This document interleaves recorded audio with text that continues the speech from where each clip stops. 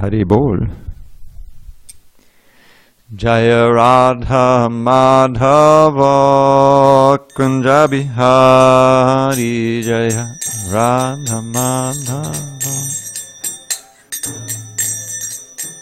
Jaya Radha Madhava Kunja Bihari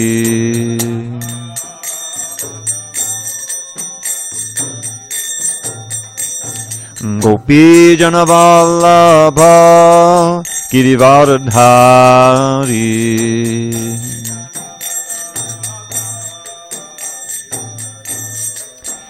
Jai Gopi Janavallabha Girivardhari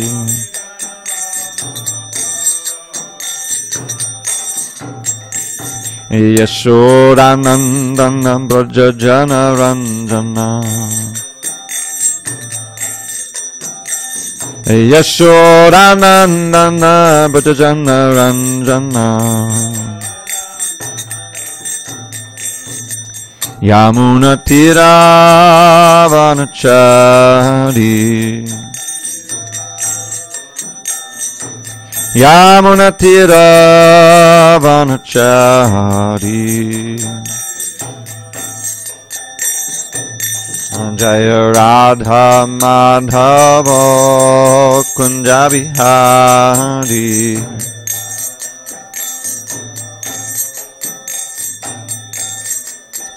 Jaya Radha Madhava Kunja Bihari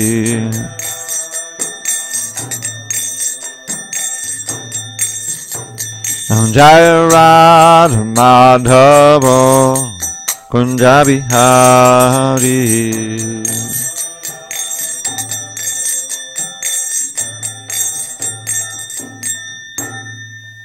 Jai Mr.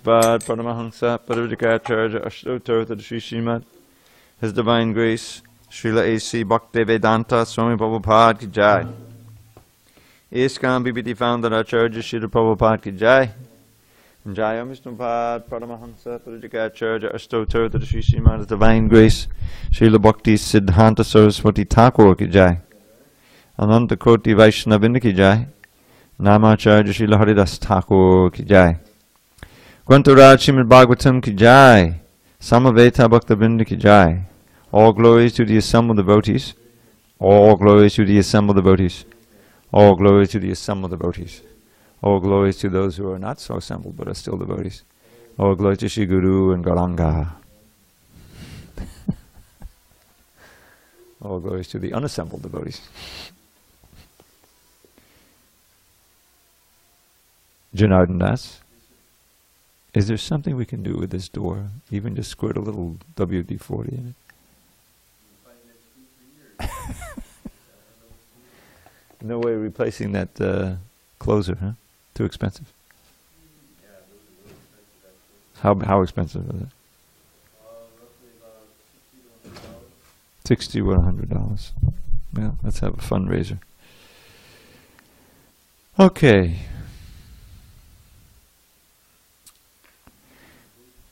Narayam Namaskritya Narang Chaiva Narottamam Devim Saraswatim Vyasam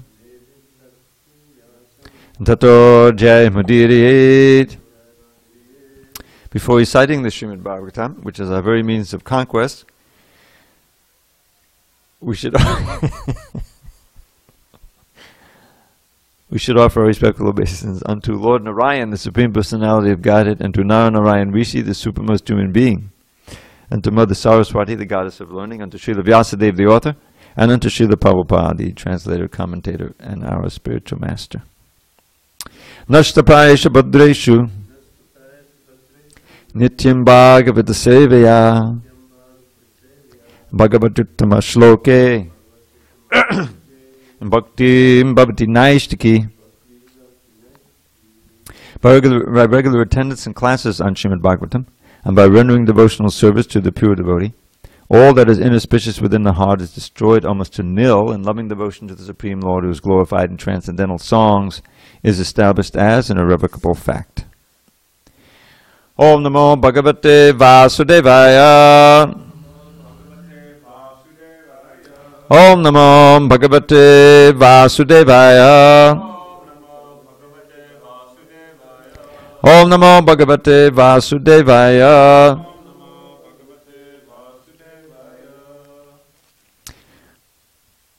On this 11th day of May 2018 in SanDiego, we're reading from srimadbhagavatam, translation and commentary by His Divine Grace A.C. Bhaktivedanta Swami Prabhupada. We are still in Canto 3, the status quo, Chapter 32, Entanglement in Fruitive Activities, text number 40. Nalolupayo padashin Nagraharudachetase Na bhaktaya chame jatu Naman bhakta dvishamapi Nalolupayo padashin Nagraharudachetase Na bhaktaya chame jatu Namad bhakta dvishamapi Nalolupayo padishin O padishin Nagraharu nachetase Na bhaktaya chame jatu Namad bhakta dvishamapi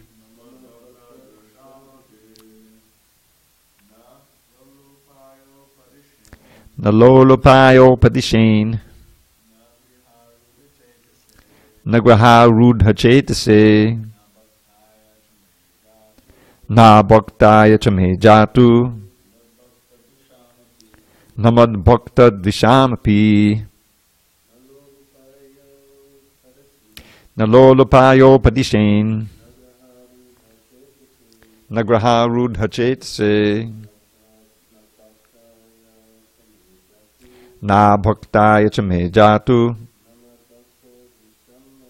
Namad bhakta dvishamapi Nalolupayo padishin Nagraharudachetase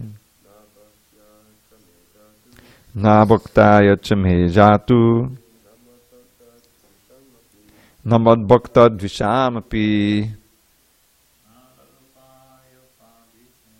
Nalolupayo padishin Nagraharudachetase Na bhaktaya chame jatu Namad bhakta dvishamapi Na, not Lolupaya, to the greedy. Upadishet, one should instruct. Na, not Griya arudachetase, to one who is too attached to family life. Na, not abhaktaya, to the non-devotee. Cha, and me, of me. Jatu, ever. Na, not mat, my. Bhakta, devotees. Visham, to those who are envious of. Api, also.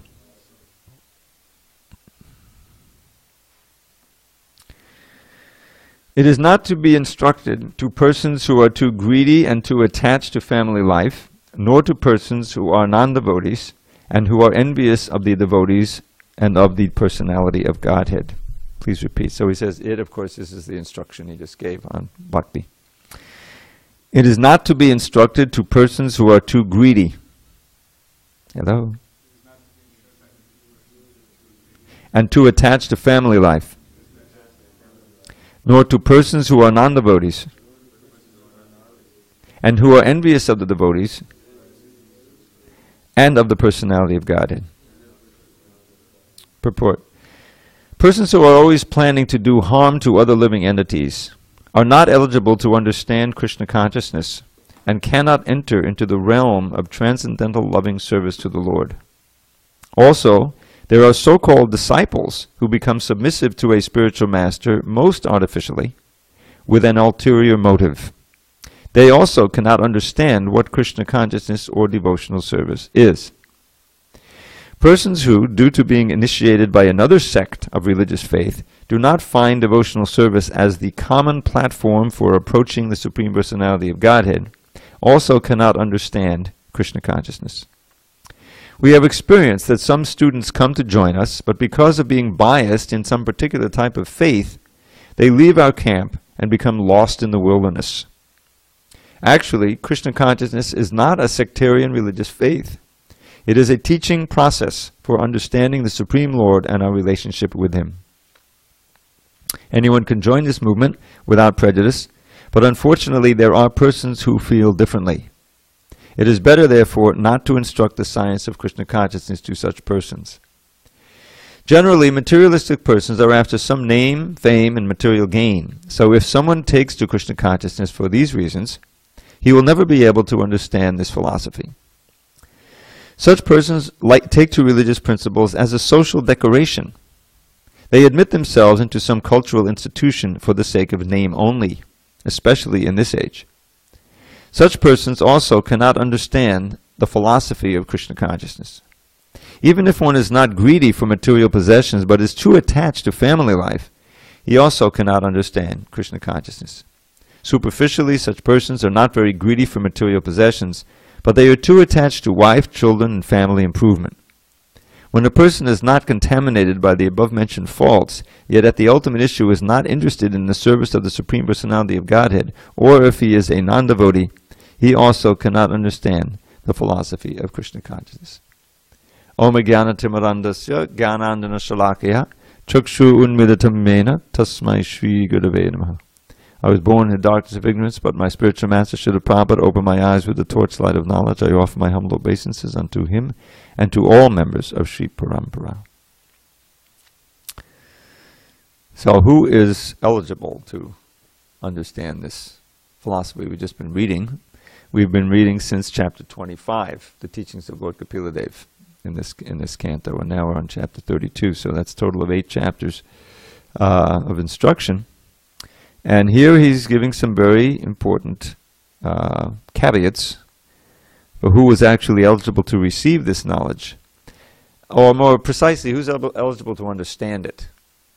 Because as we learned from this verse and previous verse, one can sit in a class, one can read it, one can receive it, but he won't be able to understand it.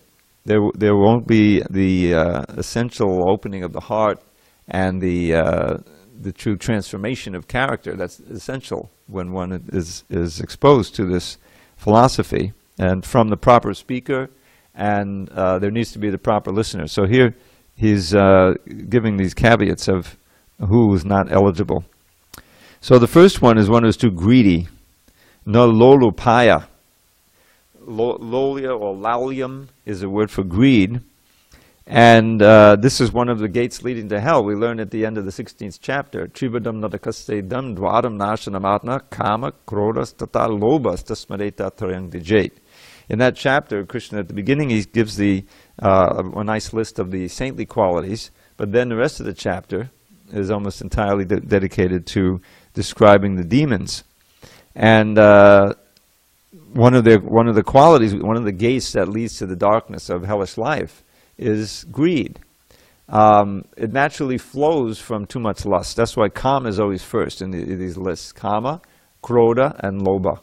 When you become too lusty, naturally anger is next.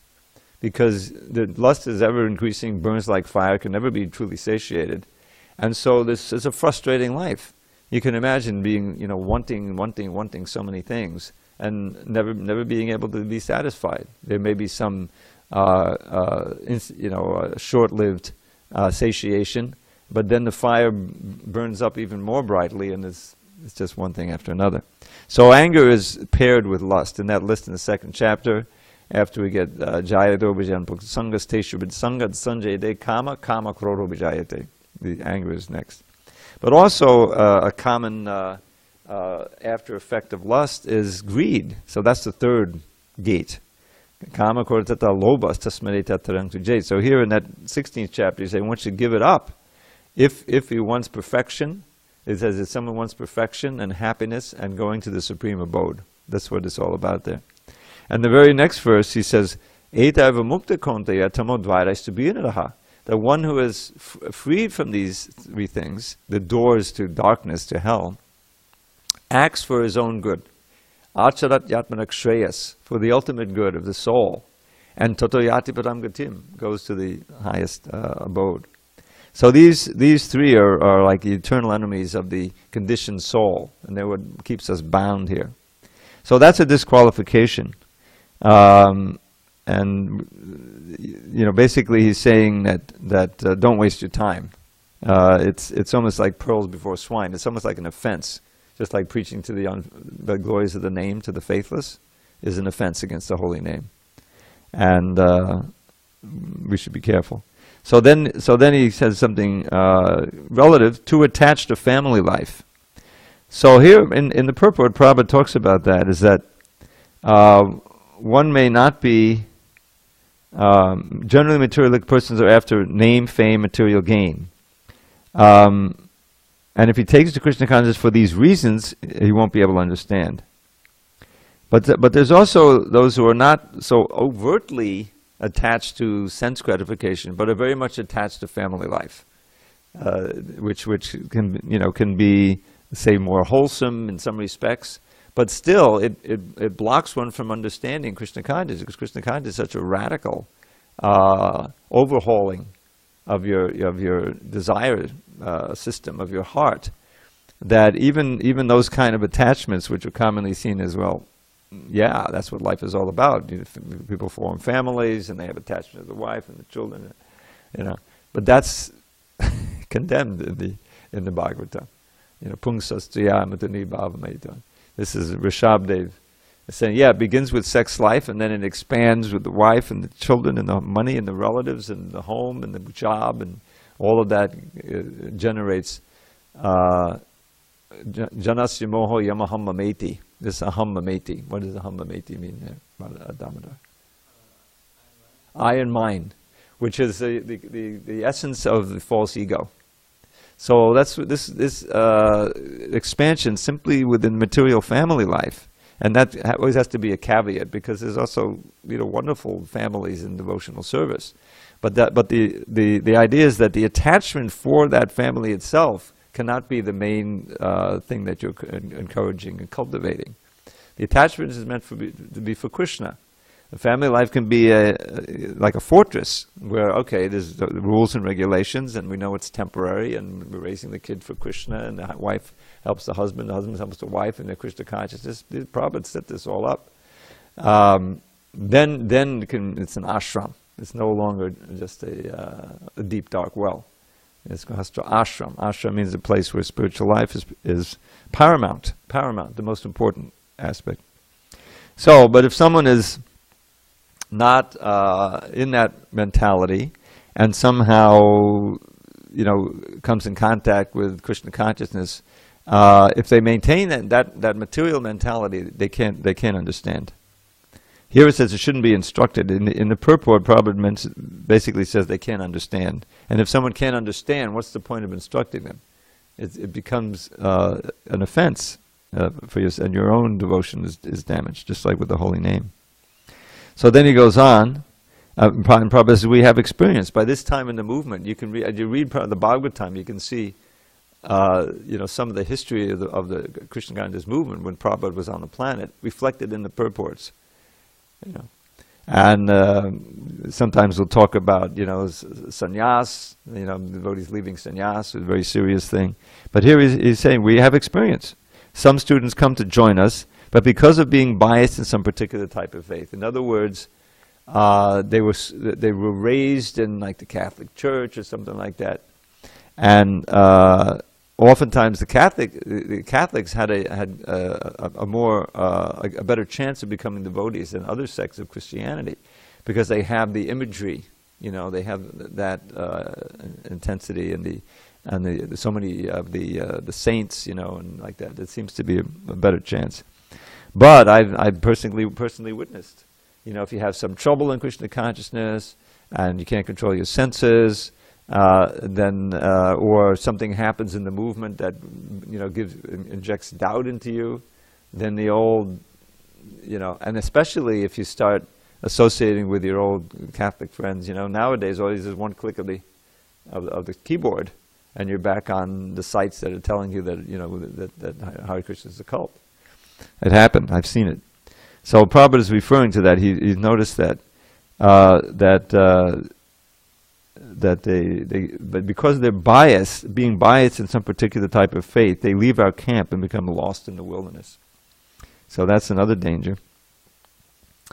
Krishna consciousness is a science. It's a teaching process for understanding the Supreme Lord relationship. Anyone can join this movement without prejudice, but unfortunately, there are persons who feel differently. So conditioning is so deep. There are so many different levels of it. You think that you come to Krishna consciousness and it's all, a lot of kirtan and everything, and you're feeling transcendental. But there's a lot of depth to our previous conditioning, and we have to be careful that doesn't come out and form barriers in our understanding Krishna consciousness and accepting it as the absolute truth.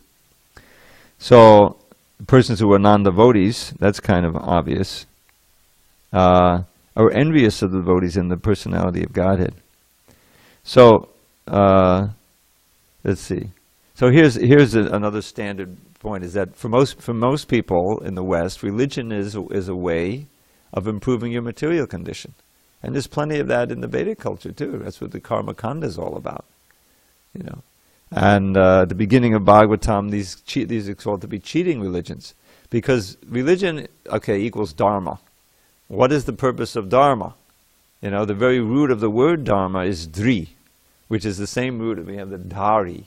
You see, dari means to uphold. So dharma is the essential quality of something, the intrinsic nature that's most essential to it. And everything has a dharma. And we also have a dharma. Now our dharma is most basically to serve, and naturally we're meant to be servants of Krishna. That's the most natural thing. But if we withdraw that service attitude from Krishna, we still have to be servants. But instead of serving Krishna, we serve our senses, our illusory mentality. We serve so many different things in this world. And that service can never satisfy us. So if someone is a non-devotee, so materialistic persons are after material name, fame, and gain. And the tendency is to superimpose those motives onto everything you do, and even Krishna consciousness. And in fact, in preaching Krishna consciousness, Srila Prabhupada would use that. It's almost like a judo thing, where someone is punching you and you just take his energy and the person will use that against him.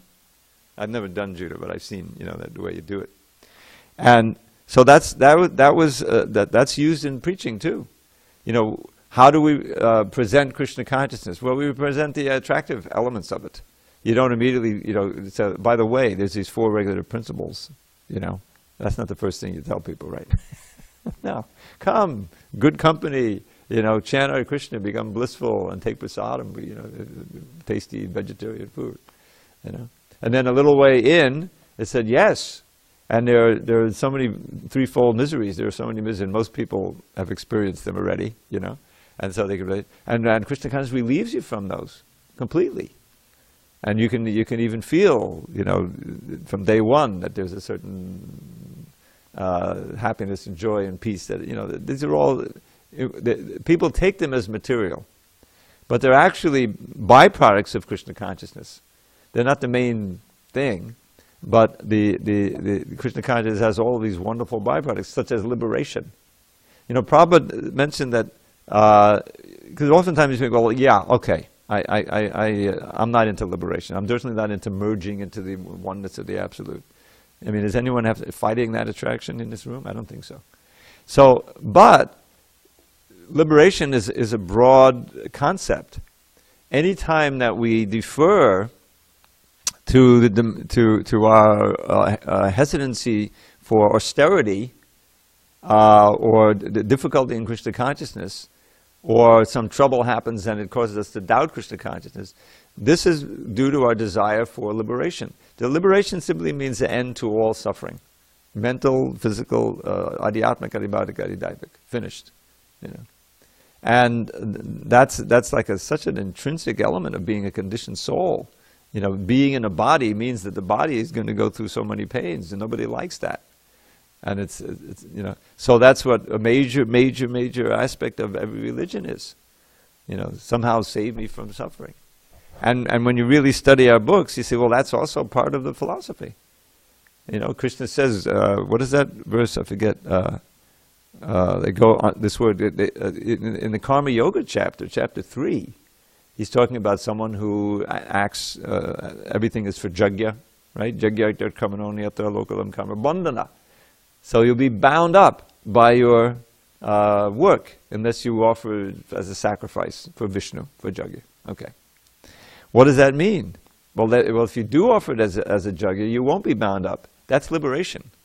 That's liberation, freedom from bondage, going to the place beyond all miseries. That's right in the chapter. So this is also a big inducement for bhaktas to understand that. But part of bhakti is austerity.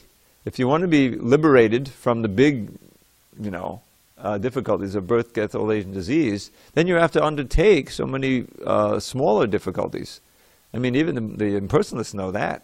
What's all this business of great austerity, going to the Himalayas, sitting in the cold Ganges in the middle of winter, you know, to overcome the impetus to reflexively react to any pain or discomfort and try to make yourself comfortable in this world. That's where the illusion is, you see. So all of this inducement to be free from all the suffering, janma, mrityu, jara, vyadhi, dukkha, darsana, is in one sense a way in which Krishna in the Bhagavad Gita and Prabhupada and all the great preachers are using our impetus for naturally want to be free of misery, which is in the ultimate sense a material desire, but using it to get us to practice Krishna consciousness intensely. You see what I'm saying? So there's nothing wrong with that, as long as we keep the perspective of what the ultimate goal is. The ultimate goal of Krishna consciousness is not liberation. It's pure bhakti. And we see amongst the great devotees, you know, the Pandavas, with Queen Kunti, Prahlad, Haridas Thakur, all the great devotees, Srila Prabhupada, they undertook extreme difficulties for serving Krishna as they knew that he wanted to be served, which basically is preaching. And didn't worry about the, you know, liberation or anything like that. That wasn't the concern. So there's this transformation from a lower motive to the higher motive. The perfect example is Dhruva.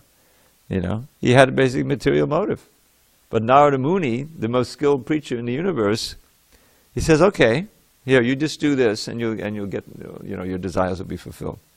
And it's all bhakti, you know, chanting Om Namo Bhagavate Vasudevaya, doing rudimentary deity worship, and meditating while performing all these severe austerities. So, and at the end, he had transcended the material desire. What is that verse? Stana bilasi tapasistitoham tvam prapta bandeva manindra guyam kacham bichinvan abhidivyaratnam swaman kratatosmi vanangayache. Prabhu would always quote the last line. So this one isn't in the Bhagavatam, but it's a famous verse. I was situated, you know, desire, what is it? Tapasi, Stana Abhilashi, desiring a great position. Stana Abhilashi, you know, Abhilash, right? We sing every morning with Tulsi. This is their ardent desire, aspiration, for the position of my father. In other words, I wanted to inherit the kingdom. Actually, much better than his father. He wanted something like better than even Brahma's kingdom. But it was material. And with that desire, that aspiration, I was situated in great penance. Tapasis titoham. Okay. But now I've gotten you. He's speaking directly to Vishnu. He just come down in Garuda. You remember what happened? The demigods were complaining. They couldn't breathe. He was so powerful, he'd slowed down his breathing, you know, once a day or less. And he had entrained the universal breathing. So the demigods found that they couldn't breathe either.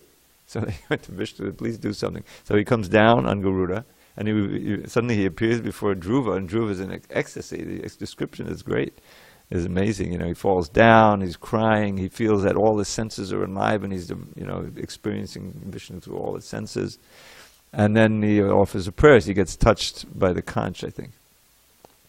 And he starts offering these prayers. So he doesn't offer this prayer, but he offers equivalent prayer. But this is he doesn't offer this one in the Bhagavatam, but it's still one of them.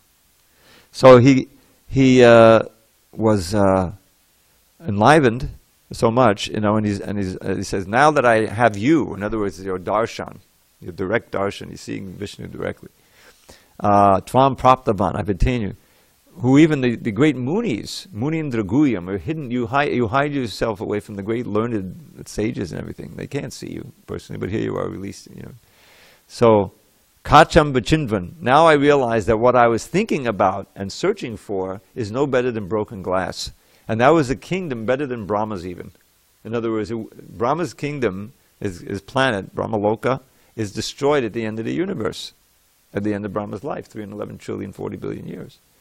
But the Dhruva Loka is not. It's a Vaikuntha planet within the material world. It's not destroyed. So he got that kingdom. He was desiring something like that. But now I see that was like, compared to this darshan of you, is compared to is broken glass. Kacham Bachindvan Abhi Divya Ratnam, I've got the divine jewel of your darshan. And then the last line, my dear Lord, I'm completely satisfied, I don't want anything else. So he evolved from a material motive to a spiritual motive. Now, that can happen with anyone, but here it's saying that if someone is too much committed to the comforts and happinesses of surrounding family life, then you can't become Krishna conscious. Now, does that remind anyone of a verse? I'll give you a hint. Prahlad Maharaj preaching to his father. Matyurna Krishne. Matyurna Krishne Padatak Svatova Mito Bipadye Digrihevad Adanta Gobe Vishatamta Mishram. And then this last line we should all know. It's very easy to know. These are Punak Panas Charvita Charvananam. Ring a bell? You know what that means? Punak Panas Charvita Charvananam. Again and again, chewing the chew. So, what he says there, Matyurna Krishne, that your mind cannot be placed on Krishna. Now, what's the point of preaching to somebody whose mind is a barrier and can't become Krishna conscious? If you know that, then you don't waste your time. Now, Prabhu would preach to anybody. Anybody would come in the storefront or into the. But the point is that we should know. Gauge the receptivity of who we're preaching to and preach accordingly. So Prahlad is preaching to his father, and he says, Father, you're not going to become Krishna conscious. Don't worry. Matyurna Krishne, you can't place your mind on Krishna. Why? Padatak Svatova, either in a group, by the efforts of others, on your own, because your senses are out of control. Adanta Gobhir, Vishatamta Misram, Grihavratanam, you've taken a vow to try to enjoy materialistic family life, your senses are out of control, and so you're entering deeper and deeper into darkness, doing just the opposite. And the characteristic is, material character, again and again chewing the chewed. Trying to enjoy that what you've already enjoyed in a slightly different way, or maybe the same way, whatever it is. That's a disqualification. What happens to such people? They don't understand that Vishnu is the ultimate goal of life. Naturally. So they're absorbed in external goals. Bahir arta manina. Nateva dusvarta katimi Vishnum durashaya.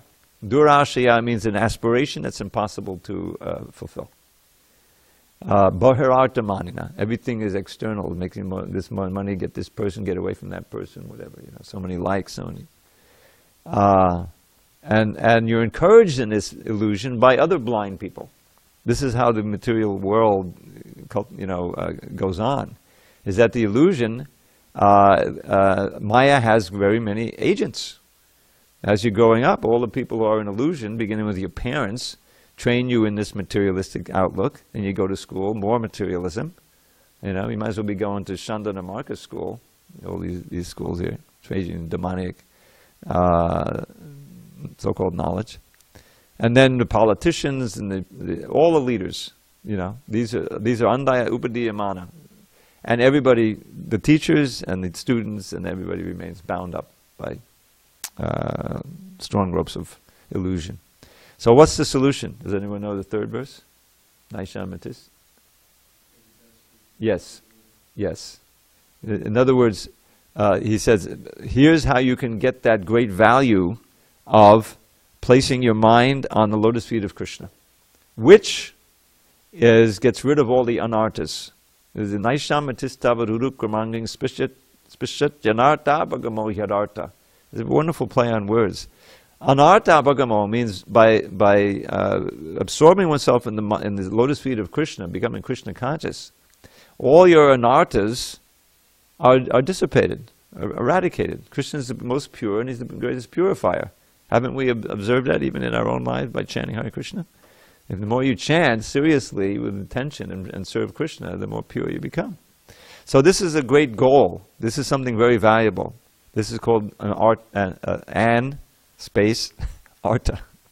By the getting rid of all of the unartas is a great arta, you see? So that comes from the place, but you won't be able to do it. Not naishamatis, not means naishamatis. You can't place your mind on Krishna until and unless you take a bath in the foot dust of the great devotees who are kinchana. Niskinchana means they have no sense of proprietorship in this world. They're completely detached from aspirations in this world. And what is taking that bath in the foot dust? Service, menial service, surrender. That's what it's all about. And that was like the absolute last thing that Hiranyakashipu was about to do or wanted to hear about.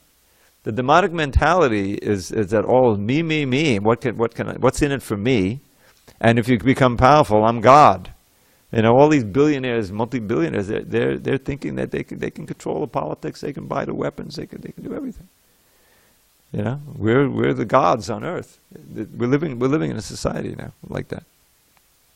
So you can see why, you know, trying to give Krishna consciousness to someone who's firmly in that mentality is a waste of time, and it's an offense. So that's he's trying to encourage his mother and all of us that to be careful who you share this invaluable knowledge with.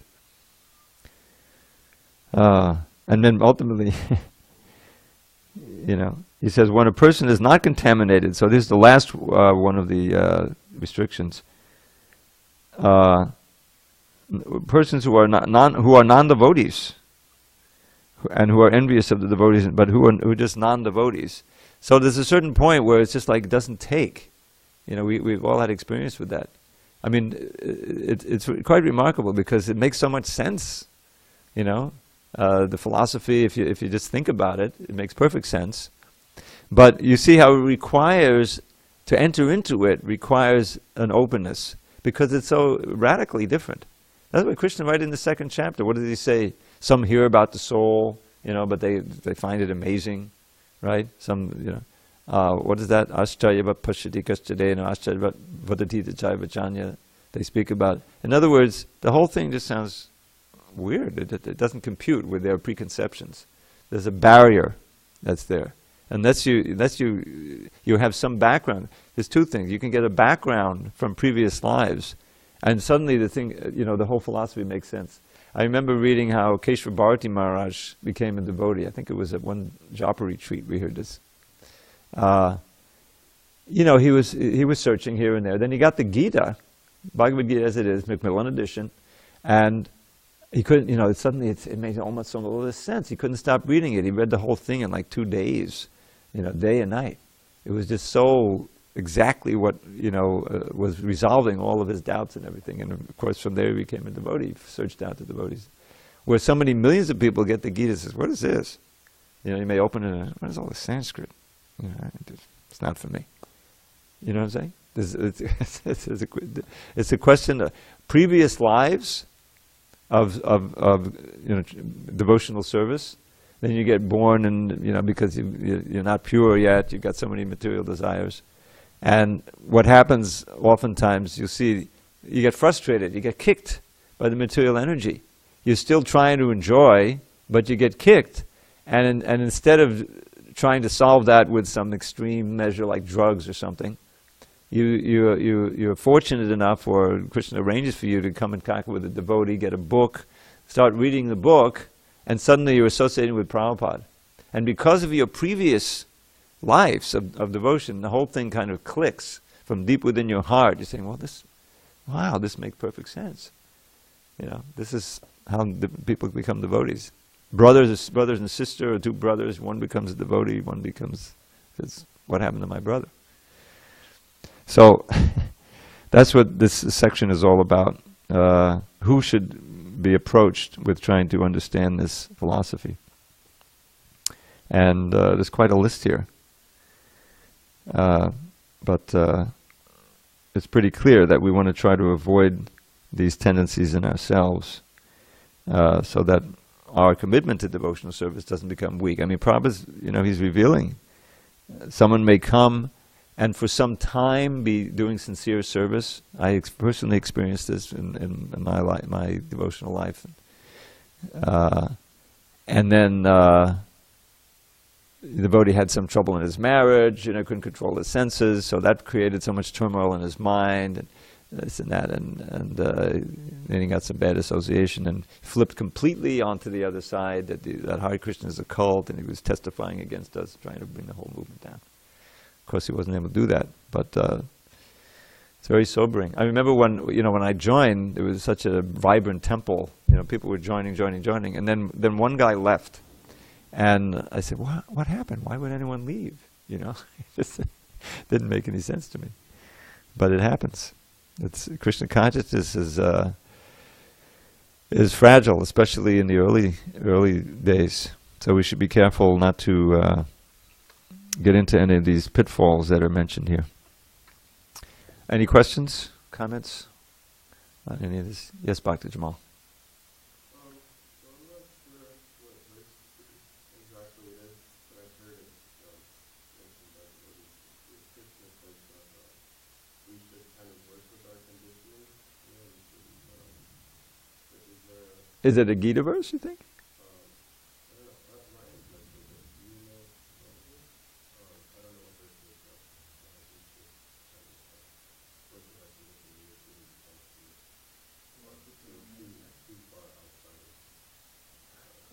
Well, one thing that comes to mind is, Narada Muni again, saying that does not the thing that causes disease, if you use it in the right way, cure the disease. That's kind of, In other words, Prabhupada mentioned that all of this kama, krodha, lobha, they can be used in Krishna service. Like krodha, what's going to happen here? Arjuna's going to fight. Prabhupada, you can't be a warrior and fight if you're not angry. So that anger at the other side, for the sake of Krishna, that's transcendental. The lust, that's coming to the gopis are said. Now, of course, we know that it's not the same, gross lust, but it's known as that, kama. And Krishna says, dharma viruddho kamasmi, that I am that kama that's not against religious principles. And Prabhupada tells us what that religious principles are. In marriage, for the sake of having children, then Krishna says, I am that. So,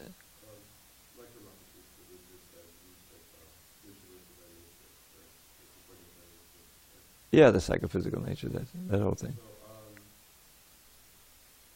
if our nature kind of has this barrier how far can we endeavor to move out of that? Well, it's individual for each person. Like someone comes, in the early days, there were a certain number of people, because people were coming from all kinds of backgrounds. You had musicians, you had artists, you had people who were good working with their hands, you had very personable and attractive people who had developed their personalities, and every one of them has an important place, had an important place to play. The artists certainly, so many artists, and you can see the old Krishna book. Prabhupada was letting practically anyone paint who had a little ability to draw. Some of those paintings were crude, but Prabhupada loved them because they were done out of bhakti, and Prabhupada saw them as windows in the spiritual world. And you can see they have a certain flavor. Certainly, musicians. I wasn't any great student of English. I didn't have an English degree, But I was a smarty pants, you know, from high school, and that's as far as I got, basically. But in those days, even a public school education in the United States, in the suburb I was living, was good enough to give me enough English skills to do what I've been doing now for the last 40 years, you know. So I was comfortable doing that. But there's many things, you know, you're asked to do that you're not comfortable doing. It's not, you know, like cleaning. We used to call it. This is, you know, it's always the stool room. I don't know if they call it now, but I mean, that was like, well, I don't want to clean the stool room. You know, no one spontaneously desires to do that. But that's actually the best thing to do when you first come. You know, some menial service because guys would come all the time with their guitars, you know, and then they would find, well, there's really no place to place the electric guitar, you know, in the ashram right now, Prabhu. You know, you have to wash the pots. You know, you know, no, you know. So there's different aspects of it. But as time goes on, you find, especially musical ability, you know, there's so much of that. You know, you can dovetail it into chanting bhajans and leading kirtans, and it's great. So there's two aspects of it. One is that, you know, surrender means that, and you know, what does it mean? Anukulyasya sankalpa pratikulyasya varjanam, to accept those things that are favorable and reject those things that are unfavorable. But some of those things that are unfavorable you really like, and many of those things that are favorable, you know, is not you're not spontaneously attracted to. But that tolerating those things and going through that is an essential part of bhakti, because we're conditioned souls, so we like a whole bunch of non-Krishna things, and you know, even the simple austerities of ashram life are difficult for one who doesn't have faith and who's not determined to achieve some level in bhakti, which you can see and is reflected in the other devotees or in the guru and, you know, in Krishna. You read about it. So there's definitely an element of that, and the key instruction here is that yes, in consultation with your authorities, you know, that part of your conditioning that can be dovetailed will be dovetailed, you know, nicely. That's the whole key. Other parts of, you know, your conditioning, come on, people come, you know, they're drug addicts, whatever, you know, you can't, that has to be rejected. You have to overcome that. Yeah. So it's not one or the other. There's certainly an element of that, and that's one of the great things about Krishna consciousness, is that the process is not such a radical departure from what you're doing before, meaning that you know, you're still staying in the city. You're you know, yeah, it's a little austere, but it's nothing like what you read about going to the Himalayas or the 6th chapter. I mean, that's the whole idea in the Gita. Krishna's, you know, he gives the 6th chapter, and Arjuna himself, who Prabhupada points out whenever he talks about this, is so much more qualified than we are, but even he says, it's impossible for me. It's impossible to control the mind that way in this age, with the pranayama and the sitting and the isolation, you know, and the absolute brahmacharya, you know, and no compromise and all. It's impossible. But Arjuna is a great devotee. He's a great yogi by his service to Krishna, by his absorption in Krishna consciousness. But he's doing his, you know, he's doing his thing. So that's the point, is that no, we don't have to give up everything. Those parts of our personality, of our skills, of our, you know, what we like to do, many of them can be dovetailed in Krishna's service. And you keep doing it, but do it for Krishna, and you'll find you become much better at it. You know, Krishna gives you so many blessings for working for him. You give Tesham Satata Yuktanam. I give the intelligence by which they can come to me. That means the intelligence to do things that were suitable for doing. So this is the art of, you know, Prabhu was most expert in engaging everyone possible who can be engaged in Krishna service, even for a little time, because you have we have eternity. And so whatever you can engage, whatever time, those even who Prabhupada mentions here, who came and left for whatever reason, they have, you know, bhakti credits, and that's going to stay with them. And that's probably how we got here, you know, from some previous, maybe even unknown agyata sukriti. We didn't even know we're doing devotional service. or maybe we did, and so now we're going on with our internship, so to speak, training to be devotees. Yeah, one more, then we have to stop. You mentioned that the desire for alleviation from pain and suffering comes from this desire for liberation. Well, it's really the other way around. Liberation is the ultimate desire to be relieved from all suffering. That's the sum total of all of those desires. But we should recognize that when we're acting, even in Krishna consciousness, on that consideration, that's a contamination. That's not really what bhakti is all about. I mean, naturally there's a certain amount of that because we're not pure devotees, but we should know that we often think, well, great, that's one thing I don't have to worry about. I don't want liberation. But really, that the whole idea of liberation seeps down into everyday life. People are, a large part of material life is trying to ward off the miseries, isn't it? And so that's the attraction of the Mayavad. Oh, now you can get rid of all your miseries. Of course you have to give up any activity or sense of self, like that. But Krishna consciousness means, yes, you can get rid of all your miseries, but you don't have to give up your personality. You can learn who you really are and act in that platform, and ultimately you'll be free of your misery. But Krishna consciousness is so powerful on the positive side of the pleasure side that it completely obliterates the desire for liberation. That's why Lord Chaitanya says, nadanang, nadanang. He's listing the common motives that people have for doing anything. Wealth, followers, and be powerful. Beauty, sex life, sundarim. Kavitam, great learning and poetry. I don't want any of these. And then he says, janmani janmani shwe, and I don't want liberation. That's implied by the birth after birth. And what do you want? Ahoituki bhakti. Unmotivated devotion to your lotus feet. Very important verse for us. So much emanates from there.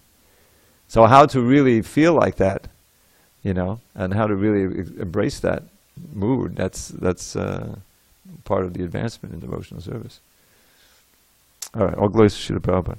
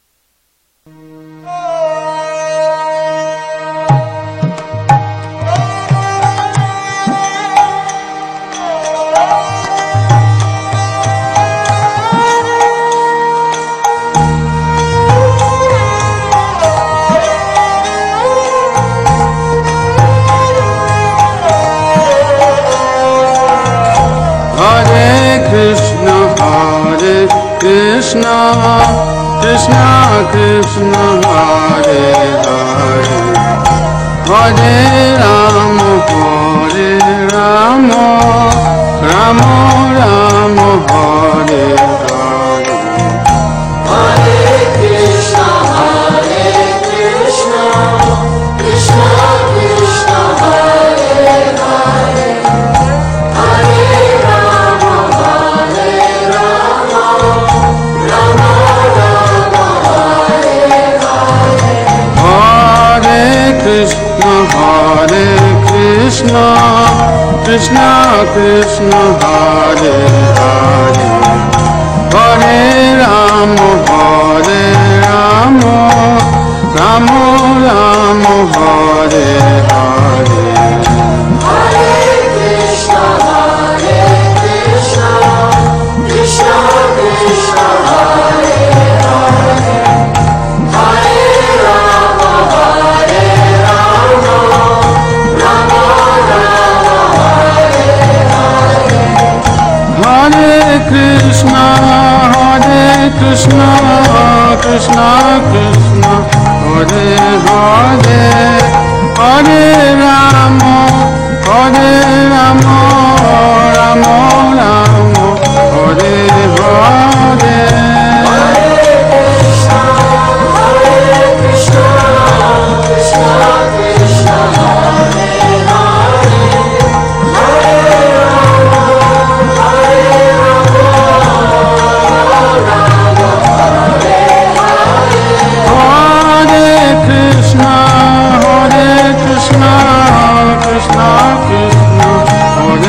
Hare, Hare Rama, Rama Hare Hare.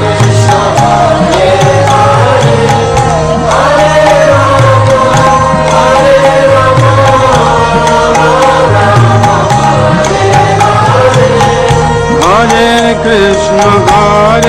Krishna, Krishna Krishna, Hare Hare, Hare Rama, Rama Rama, Hare Hare. Krishna, Krishna Krishna, Hare Hare, Hare Rama, Rama Hare Hare. Hare Krishna, Krishna Krishna, Hare Hare, Hare Rama, Rama Rama, Hare Hare. Hare Krishna, Krishna Krishna, Hare Hare, Hare Rama, Rama Rama, Hare Hare. Hare Krishna, Krishna Krishna, Hare Hare, Hare Rama,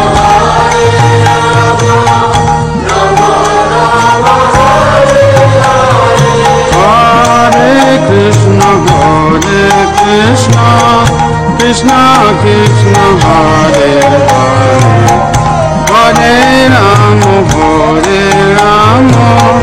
Rama Rama, Hare Hare. Hare Krishna, Krishna Krishna, Hare Hare, Hare Rama, Rama Rama, Hare Hare. Hare Krishna, Krishna Krishna, Hare Hare, Hare Rama, Rama Rama, Hare Hare. Hare Krishna, Krishna Krishna, Hare Hare, Hare Rama, Rama Rama, Hare Hare. Hare Krishna, Krishna Krishna, Hare Hare, Hare Rama, Rama Rama, Hare Hare. Hare Krishna,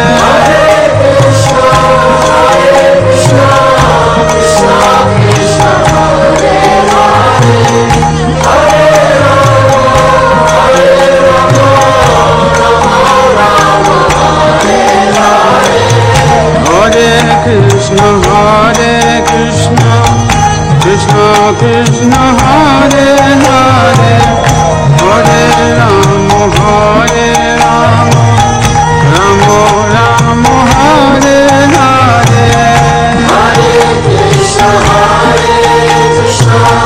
Krishna Krishna Hare Hare Hare Rama Rama Rama Hare Hare Hare Krishna Krishna Krishna Hare Hare Hare Rama Rama Rama Hare Hare Hare Krishna Krishna Krishna Hare Hare Hare Rama Rama Rama Hare Hare Hare Krishna Krishna Krishna Hare